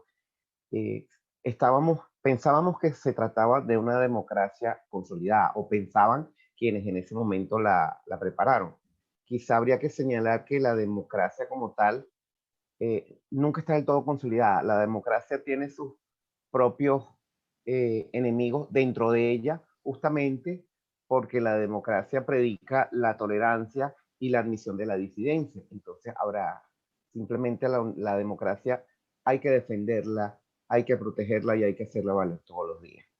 Sin embargo, lo cierto es que, de acuerdo con las posiciones de la doctrina, la LOPA fue muy importante porque todavía, como toda administración pública iberoamericana, la administración venezolana en los años 80 requería de ser encauzada, requería de que el funcionario entendiera que eres un servidor público y que no detentaba un cargo simplemente para hacer valer su poder. Y es muy importante, por ejemplo, la referencia que hace el profesor Gruber y otros doctrinarios al tema de lo que se refiere al deber que tenían los funcionarios públicos de recibir los documentos, de hacer ver las observaciones o las discrepancias que pudieran tener. Es decir, entender que el funcionario público, no a partir de la LOPA, sino desde mucho antes, pero sobre todo con la LOPA, se reafirma su carácter de servidor público, funcionario público de un Estado democrático, de una administración pública de un Estado democrático. Entonces, sin duda que había muchas deficiencias, muchas carencias, no todas las resolvió la LOPA porque ningún texto legal es mágico ni cambia las cosas. Se trata sin duda de un tema más de cultura institucional y de cultura de la sociedad, quizá más sociológico que jurídico, pero el instrumento estuvo allí. El instrumento fue la LOPA. Cuando a veces alumnos me preguntan qué significaba eso, pues bueno, significaba entre otras cosas que alguien podía señalar, aquí tengo una ley, esta ley la voy a hacer valer, y si aún así la administración o el funcionario se mantenía renuente, pues había la posibilidad de amenazar con una demanda, con un amparo constitucional, o simplemente pedir una consulta o una audiencia con el consultor jurídico de la institución. Y allí había algunos cauces, probablemente no eran lo suficientemente masificados para un acceso al procedimiento administrativo a toda la población, y allí sin duda hubo unas carencias que son propias del propio contexto institucional, económico y social.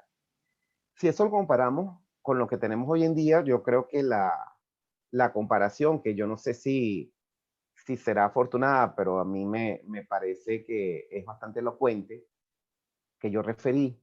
Yo creo que así como Piconzala señaló en su oportunidad, en su libro, en sus ensayos, que Venezuela entró en el siglo XX en 1936, a mí me quedan pocas dudas de que Venezuela no ha entrado en el siglo XXI.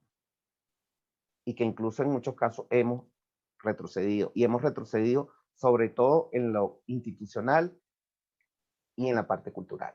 Y por supuesto, ni hablar del tema del Estado de Derecho.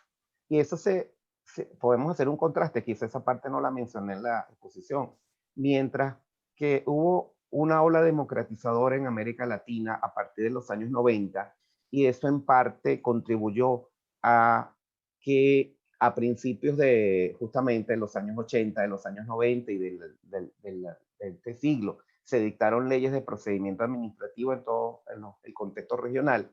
En Venezuela se nota entonces ese contraste, y probablemente esas leyes de procedimiento administrativo, con todas las deficiencias que puedan tener cada una de nuestros países hermanos en Iberoamérica, pues revelan un ensayo, un intento, afortunado o no, de profundizar en el Estado de Derecho y en el desarrollo institucional. Mientras que yo creo que está de más señalar que tenemos una gran tarea en el caso venezolano para alcanzar el siglo XXI entre muchos otros aspectos, en el aspecto institucional, en el aspecto jurídico y en el aspecto de la verdadero ejercicio de los derechos y garantías de la persona frente al poder. Gracias, profesor. Profesor Víctor, ¿quiere hacer algún comentario? No, está bien. No quiero alargar el tema, por si acaso hay otras preguntas. Ok. Hay algunos comentarios también en YouTube. Saludan desde el canal YouTube Noel Rafael Báez Paredes. Buen día para todos.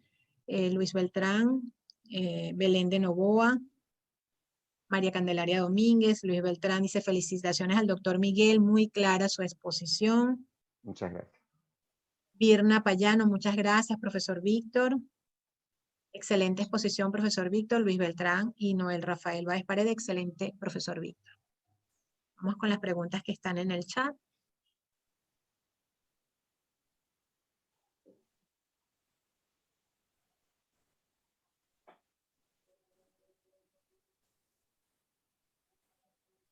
María Peña, buenos días, saludos desde la República Dominicana. María Teresa Peña de Jesús. Catherine Galíndez pregunta para el profesor Víctor Hernández Mendibles, ¿cuál es el impacto del derecho internacional en el procedimiento administrativo de las consultas públicas?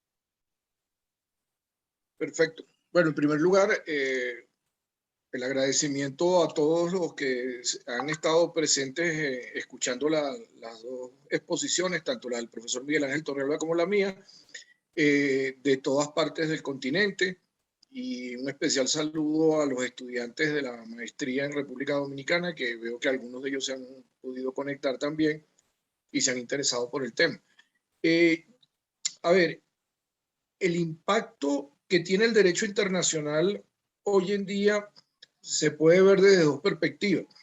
Uno, de que en realidad en la comunidad internacional todos los países tendemos a ver qué está haciendo el otro, sobre todo aquellos que consideramos más cercanos o afines, y al final tomamos prestado, esto sería más como una suerte de ejercicio de derecho comparado, de benchmarking, si se quiere, jurídico, porque tomamos referencia de ello y tomamos algunas cosas, hacemos nuestras propias adaptaciones a veces las copiamos acríticamente completas, con lo que eso implica que estamos copiando instituciones que no se corresponden a nuestra realidad institucional y entonces, consecuencia, no funcionan adecuadamente.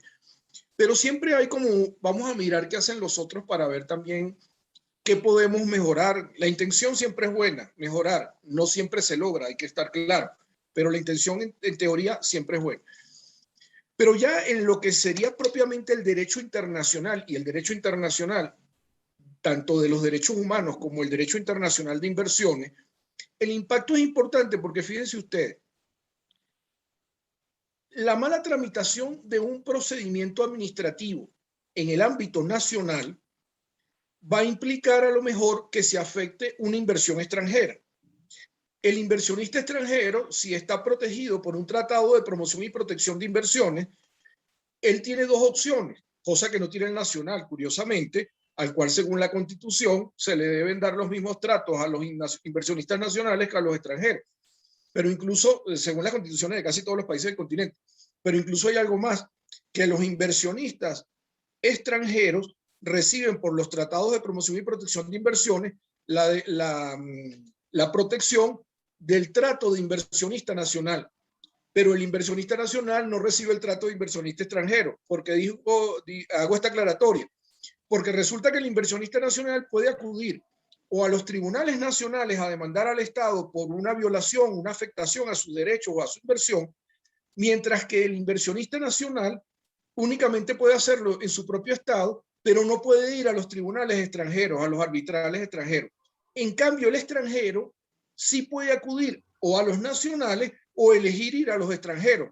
Entonces, al final, el inversionista extranjero está mejor protegido o tiene una mayor amplitud de derechos frente a la inversión que hace en un determinado país donde existe un tratado internacional de promoción y protección de inversiones que el nacional de ese país. Lo que ha llevado a que muchos, como sucedió recientemente en Europa, hayan creado empresas en terceros países, incluso de la propia Unión Europea, para invertir en su país y lograr entonces una protección teóricamente internacional, que no era tal, porque la Unión Europea es una sola comunidad y un solo espacio, y que llevó a un tema que he tocado en otras ocasiones, que tiene que ver con la eliminación de esos tratados en un acuerdo que se hizo el año pasado, en el mes de febrero, creo que fue febrero o marzo. Pero bueno, apartando este caso, donde si yo voy al arbitraje internacional, en el laudo verifican que no hubo un procedimiento justo y equitativo, que no hubo un procedimiento equitativo o cualquier otra denominación que se le dé para la adopción de la decisión, pues van a condenar al Estado por incumplimiento. En definitiva, ¿de qué lo están condenando? De incumplimiento o del procedimiento constitucional o legal de reforma de normas que se habían creado anteriormente, o de la tramitación de un procedimiento administrativo, por ejemplo, para llevar a cabo una denominada expropiación. Eso en un escenario internacional en materia de inversión. En materia de derechos humanos, si se leen, por ejemplo, la sentencia de RCTV o la del caso del inversionista del canal de televisión que era un peruano nacionalizado, pero le quitaron la nacionalidad para decir que era extranjero y le quitaron luego el canal de televisión que demandó a Perú. Es uno de los primeros casos donde se analiza esto. ¿Qué es lo que está diciendo en definitiva la jurisprudencia interamericana? Oiga, no solo se protege el derecho de propiedad en sus atributos de uso, goce y disposición como lo entendemos históricamente de tiempos romanos. No, estamos hablando que incluso el acto administrativo creador de derechos subjetivos es equiparable a estos efectos a la propiedad, y en consecuencia cualquier acto destinado a desconocer los derechos creados, los derechos constituidos por ese acto administrativo, va a tener que cumplir con los mismos estándares con los que se extinguiría el derecho de propiedad. Es decir, tiene que ir por razones de utilidad pública o interés social a declarar que ese acto creador de derechos exige que sea extinguido porque hay una razón de utilidad pública o interés social prevista en una ley anterior, y que se lleve a cabo la tramitación del debido proceso de expropiación para poder en consecuencia extinguir el derecho y proceder a la justa indemnización. Ese, por ejemplo, es un ejemplo, ese es un caso que podría servir de ejemplo para decir, bueno, ¿y cómo se aplican estos estándares en la realidad? O el caso en materia sancionatoria, mire, es extraordinario lo que ha pasado, sobre todo recientemente, con jueces y con fiscales del Ministerio Público en los distintos países que son excluidos arbitrariamente de la función pública, en este caso judicial o del Ministerio Público. Y lo que ha ido diciendo la Corte Interamericana en los fallos del año pasado fue muy enriquecedora, y este año el primer fallo que dictó iba en el mismo sentido. Entonces va diciendo, va perfilando, va aclarando puntualmente, mire, aquí se violó el artículo 7 de la Convención Americana por esto y esto y esto, porque muchos de esos artículos hay que verlos además que ellos remiten al ordenamiento nacional. Entonces, cuando analizan el ordenamiento nacional, descubren que el Estado, en su propio ordenamiento nacional, terminó violando el ordenamiento interno, con lo cual violó el estándar, porque el estándar remitía al ordenamiento nacional, o violó la norma porque remitía al ordenamiento nacional, violó el estándar internacional y en consecuencia incurrió en una violación de un derecho humano, en una inconvencionalidad que va a llevar a que se declare la responsabilidad del Estado. Entonces, lo interesante como conclusión es, hay que hacerle seguimiento a estos temas, porque puede ser que uno diga, bueno, nosotros aquí no nos importa lo que diga la Corte Interamericana y tal, pero claro, si al final yo desconozco los estándares en materia de derechos humanos, desconozco los principios, las reglas de juego en materia de derechos humanos, no las cumplo en el país, no las reparo en el país y van a nivel internacional, me van a condenar, y eso lo terminamos pagando todo, porque el presupuesto del Estado lo hacemos todo con nuestros impuestos, con nuestra riqueza, con nuestras ganancias que tenemos que aportar a él. O incluso, si es que ingresa, como hemos tenido en otros tiempos, que todo depende de la renta petrolera, pues habrá menos renta petrolera para invertir en salud, en vivienda, en deporte, en seguridad, etcétera, porque hay que estar pagando indemnizaciones a las que fue condenado el Estado internacionalmente por no haber cumplido simplemente con la propia ley de procedimientos administrativos o con la propia ley de simplificación de trámites administrativos o con las garantías que reconoce el artículo 49 de la Constitución en materia de legalidad, de tipicidad, etcétera. Básicamente eso es digamos, el impacto que tendría como complemento o como adición a lo que ya existe en el ordenamiento nacional. Muchas gracias, profesor. Para el profesor Miguel Ángel Torrealba, Belén de Novoa pregunta desde YouTube, en el ámbito iberoamericano, ¿en qué contexto institucional y normativo aparece la LOPA y cuáles son esos cambios que se han producido? Usted un poco habló sobre este punto, pero para responder a nuestra participante desde YouTube. Me parece que la pregunta está repetida. No sé si tiene un cambio con relación a la previa que contesté. Sí, la previa señalaba el ámbito nacional y esta habla sobre el ámbito iberoamericano. Bueno, el ámbito iberoamericano, para complementar, habría que señalar esa ola de democratización de fines de los años 90 y de principios de siglo. Es curioso, me permiten una anécdota personal. Yo recuerdo que por allá en los años 80, 90, cuando todavía no había internet y queríamos saber cómo nos veían en el exterior, podía tomar una enciclopedia, la enciclopedia británica, la enciclopedia Salvato, la Barça, y buscaba Venezuela y lo primero que se encontraba era un país que es una isla de democracia en un subcontinente o en un contexto de dictadura. Estamos hablando de los años 70 y 80. Entonces, eso cambió y cambió mucho en el entorno geográfico y eso permitió sin duda el desarrollo de una administración pública para un Estado democrático, de administraciones públicas para el Estado democrático. Entonces, allí lo hemos visto. Podemos colocar ejemplos, sobran. El caso peruano de la ley de procedimiento administrativo y la ley que regula el proceso contencioso administrativo en Perú del año 2000, saliendo justamente de un episodio autoritario, el caso de la República Dominicana, los casos de varios países centroamericanos, los diversos desarrollos que han tenido el tema del derecho administrativo. Podríamos, por ejemplo, ver incluso a nuestro vecino, que aunque no tiene muchos años sin tener episodios autoritarios, el caso colombiano, pero sin duda ha tenido un desarrollo muy importante en el derecho administrativo y por lo tanto en el procedimiento administrativo en los últimos 30 o 40 años. Y sin duda esa es una brecha que en algún momento, esperemos que más temprano que tarde, nos toque a los venezolanos superar y se nos permita reinsertarnos en ese contexto de progreso y de avance, tanto desde el punto de vista socioeconómico como desde el punto de vista del derecho administrativo y de las garantías de la persona frente al Estado y a la administración pública. Así es, profesor, amén. Ena Rincón desde Chile, mejor imposible, saludos desde Chile. Denise Rosana Trejo, excelente ponencia, doctor Mendible, muchas gracias. Sol Peredo desde YouTube, saludos. Pregunta para el profesor Mendible, ¿cuáles son los estándares internacionales aplicables en el procedimiento administrativo? Esa creo que fue la que preguntaron antes, ¿no?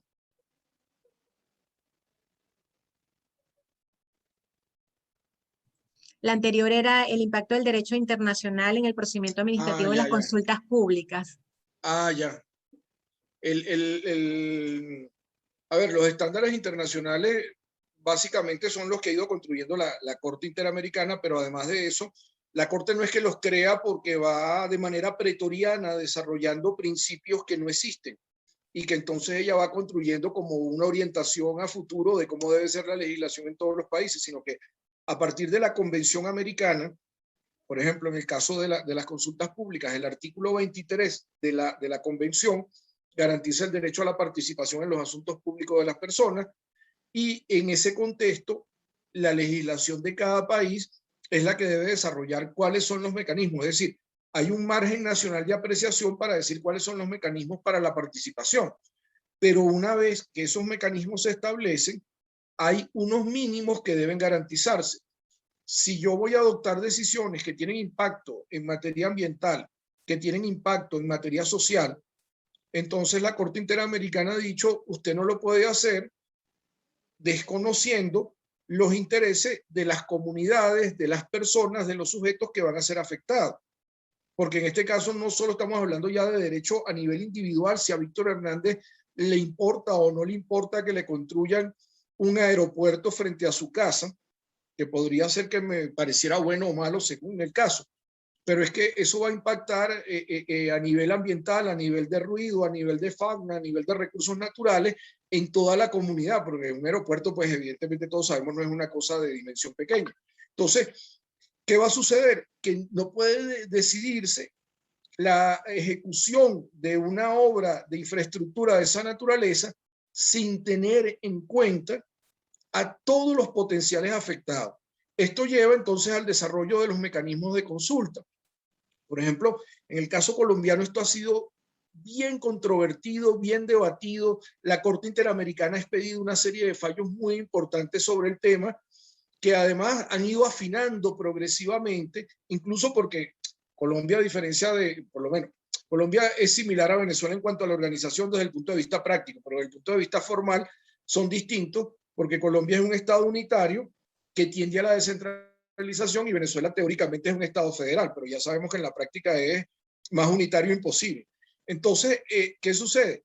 Que la relación que tiene el Poder Nacional con los alcaldes o con los gobernadores, que en el caso colombiano llaman departamentos y en Venezuela son los estados, es interesante porque no se puede adoptar decisiones primero sin establecer vínculos de coordinación y colaboración entre el poder nacional y local o regional, pero además hay que tomar en cuenta a la propia comunidad que va a ser la que va a ser impactada, no vamos a decir afectada, sino que va a ser impactada por un determinado desarrollo o por la adopción de una determinada política pública en un momento dado. Sobre todo en el sector minero, esto ha sido bien controvertido, en el sector minero en general, del carbón en particular. Y luego en materia ya de energía, de hidrocarburos propiamente, también ha habido algunos cuestionamientos. Pero en todo caso, ¿qué es lo que se persigue? Mire, la comunidad tiene que opinar. Incluso, no solo se limita a que opine, porque puede ser que opine y diga una cosa y luego se haga otra. No, es que hay que buscar el consenso. Incluso, yendo ya fuera de lo estrictamente administrativo, o de lo estrictamente jurídico, el tema de esto implica la otra cara de la moneda.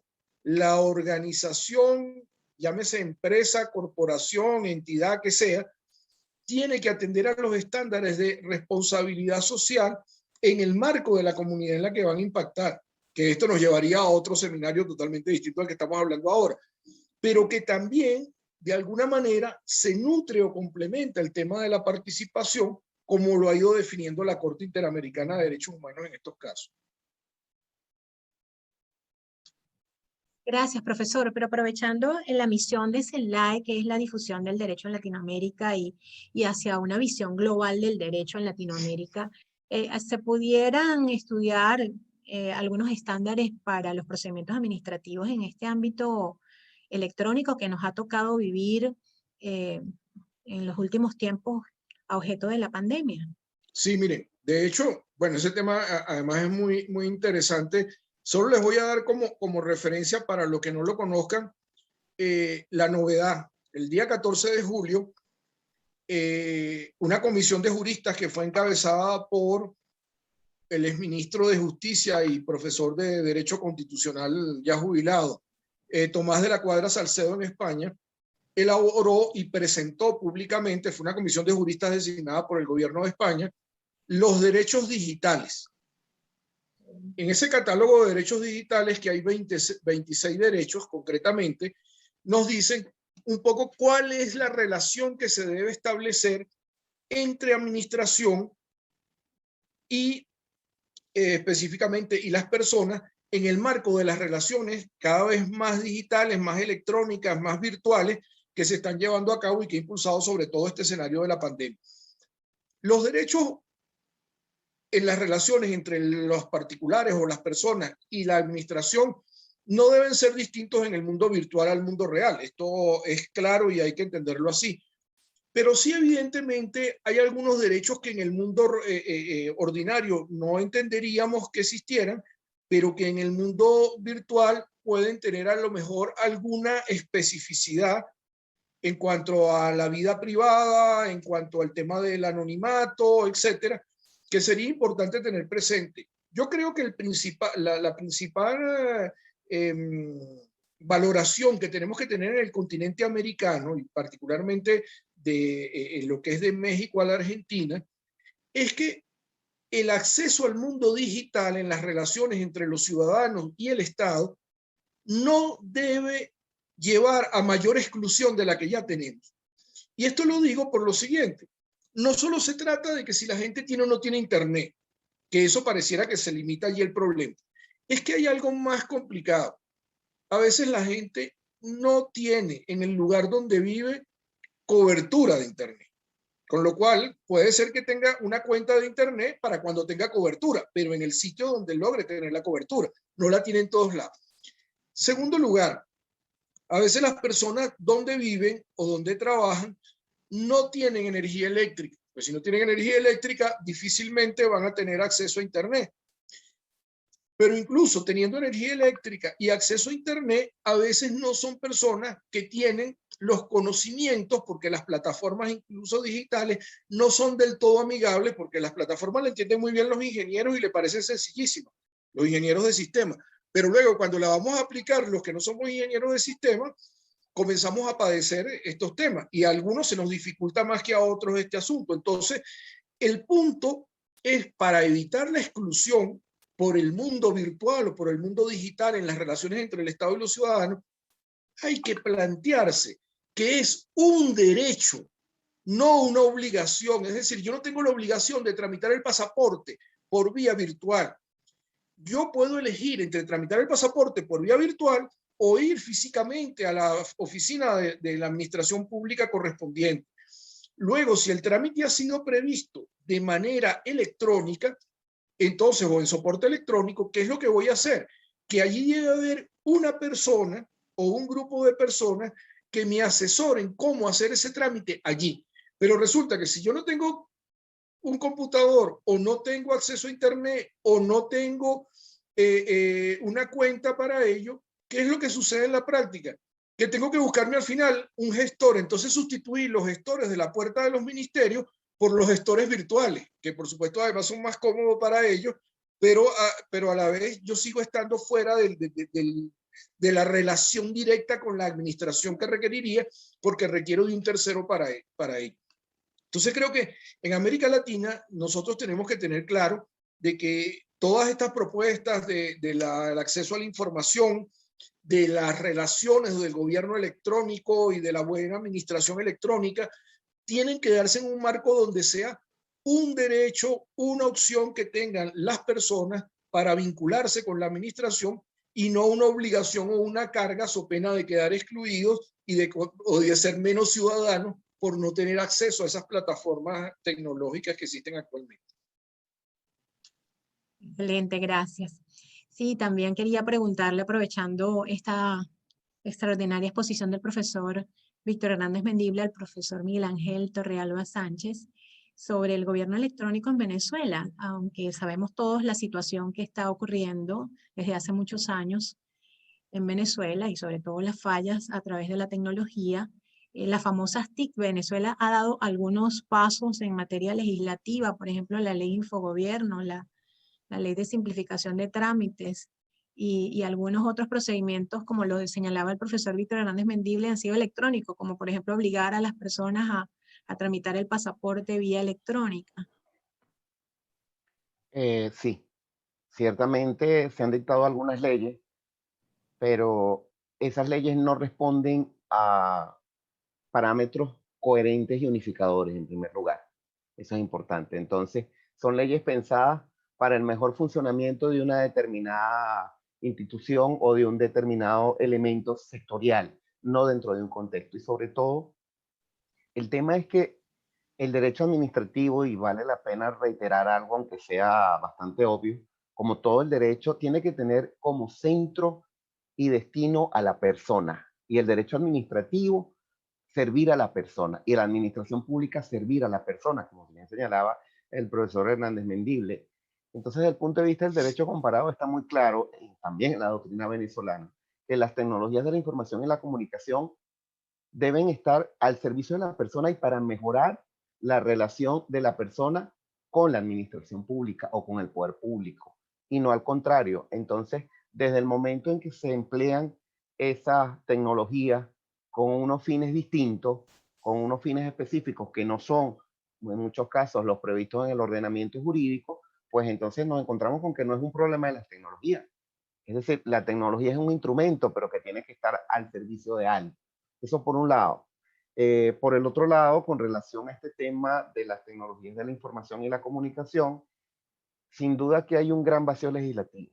Y mientras ese vacío legislativo eh, no se supla, pues en teoría debería entonces estar allí la jurisprudencia.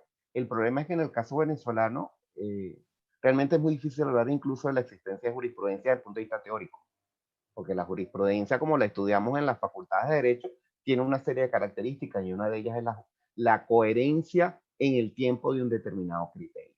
Si por el contrario se señala en una determinada sentencia que para una determinada institución el procedimiento administrativo que creó esa institución, un procedimiento electrónico paralegal, porque no tiene ningún soporte en ninguna ley, que no contempla las mínimas garantías, y además de ello se señala que no les es aplicable la Ley Orgánica de Procedimientos Administrativos, y no lo dicen, pero implícitamente queda claro que tampoco les es aplicable los principios ni del procedimiento administrativo ni los principios constitucionales que informan a la actividad administrativa, pues entonces está servido digamos así, la receta para que nos encontremos con una administración electrónica que, lejos de cumplir su papel como toda administración pública de servir a la persona, más bien es una administración que tiende a restringir, tiende a obstaculizar y tiende a impedir el ejercicio de los derechos. Esa es la situación en líneas generales, habrá algunas excepciones, pero esa es la situación, el panorama general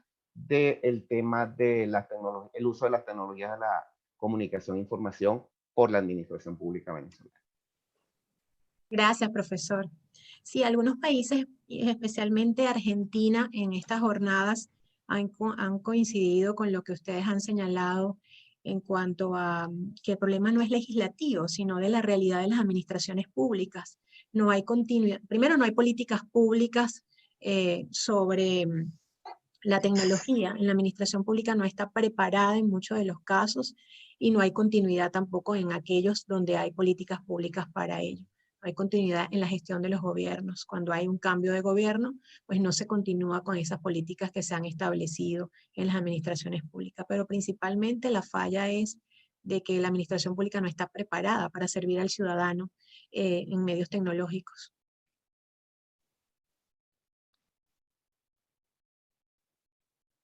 Continuamos con las preguntas. Tenemos a Jena Rincón desde Chile. Dice, saludos a todos, excelentes ponencias. Mi pregunta es, ¿cómo el derecho internacional de los derechos humanos ha influido en la teoría de las nulidades de los actos administrativos? Sí. Profesor Mendible. Sí, bueno, muchas gracias por la pregunta. Mire, básicamente ha influido en que actualmente ya tenemos un vicio que no conocíamos antes. Generalmente hablábamos de que un acto podía ser ilegal, como lo conocíamos inicialmente dentro del bloque de legalidad, porque desconocía la ley o el reglamento.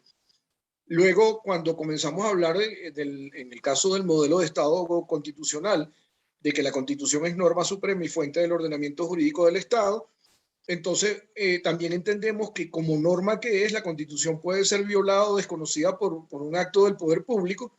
De hecho, cada país tiene más o menos una redacción similar, pero en el caso venezolano, la Constitución tiene un artículo que es el 25, que dice concretamente todo acto dictado en ejercicio del poder público que viole o menoscabe los derechos garantizados en la Constitución y la ley es nulo. Y luego habla de la responsabilidad de los funcionarios. Pero fíjense que lo que me interesa destacar aquí es no solo porque va en coherencia con el principio de la jerarquía normativa que tiene la Constitución, que está reconocido en las primeras disposiciones de la misma, sino que además establece una consecuencia jurídica al incumplimiento de ello. En el caso específico de un acto que además de eso viole el bloque de convencionalidad, entonces el acto puede ser declarado nulo porque puede ser, y les voy a poner un ejemplo concreto para que lo vean, el acto puede ser legal y constitucional y ser inconvencional. Les pongo el ejemplo.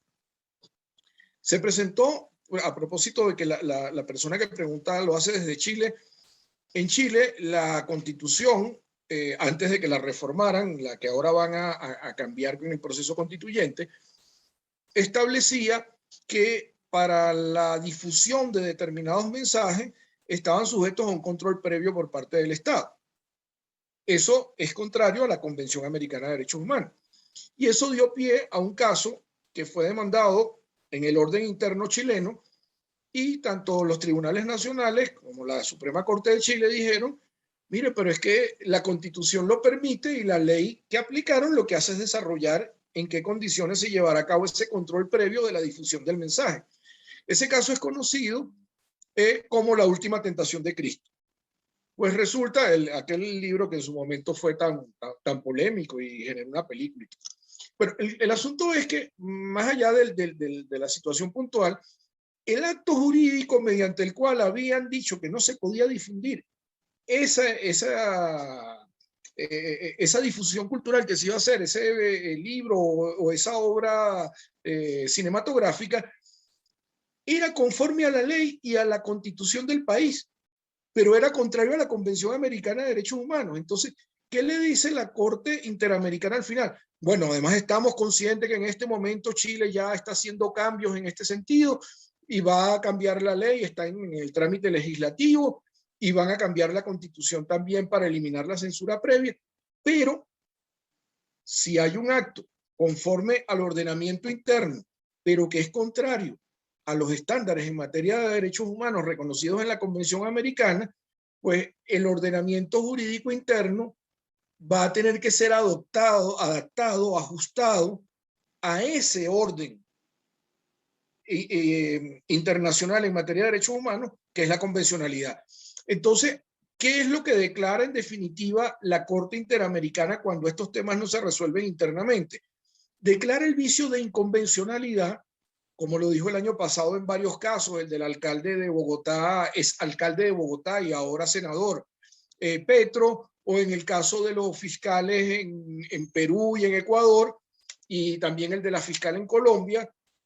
Mire, estas decisiones mediante las cuales ellos han sido separados de la función pública judicial o del Ministerio Público son inconvencionales. Ustedes pueden seguir aplicando las normas que tienen allí, pero son inconvencionales y cada vez que lo apliquen y no resuelvan este problema, vamos a tener que condenarlos de nuevo. Entonces, no le dice que la Constitución es inconvencional, no le dice que la ley es inconvencional a los efectos de que la cambie, pero la consecuencia práctica es, si usted sigue aplicando la misma ley o la misma Constitución, va a estar en un supuesto de actos administrativos que concretan una inconvencionalidad. En consecuencia, es legal, es constitucional, pero es inconvencional. ¿Qué tiene que hacer?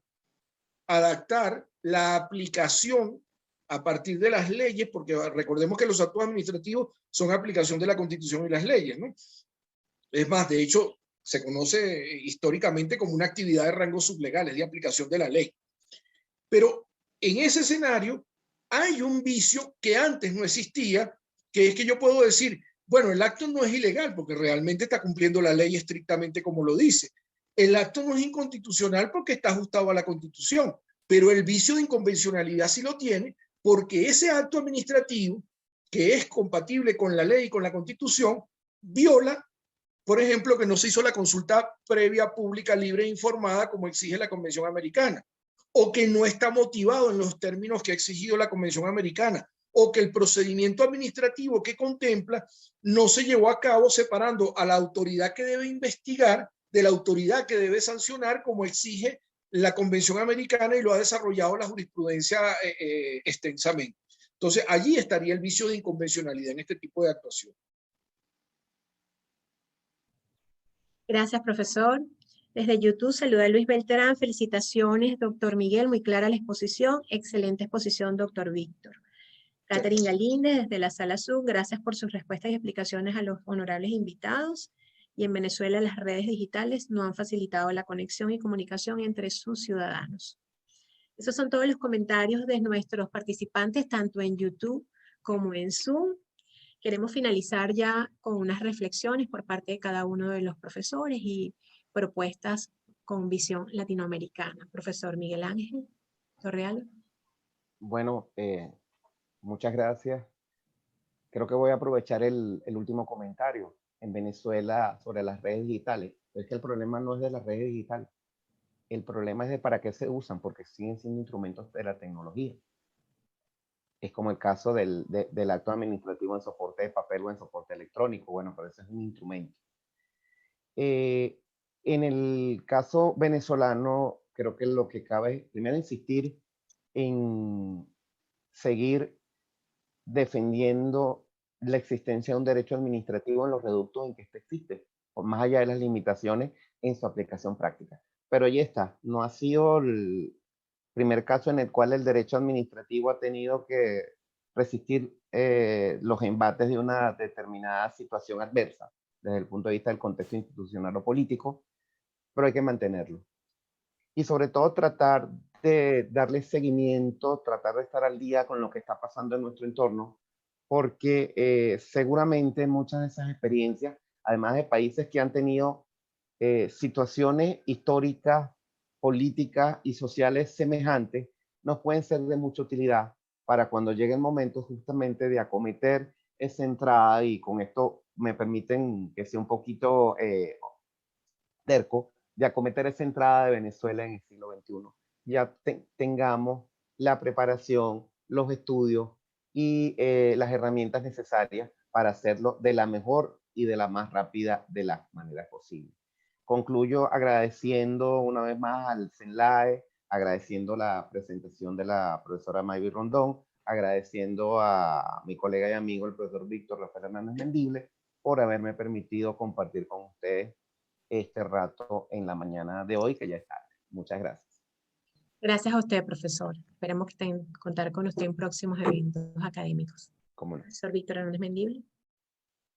Bueno, muchas gracias. Yo, en primer lugar, como siempre, quiero transmitir optimismo, entusiasmo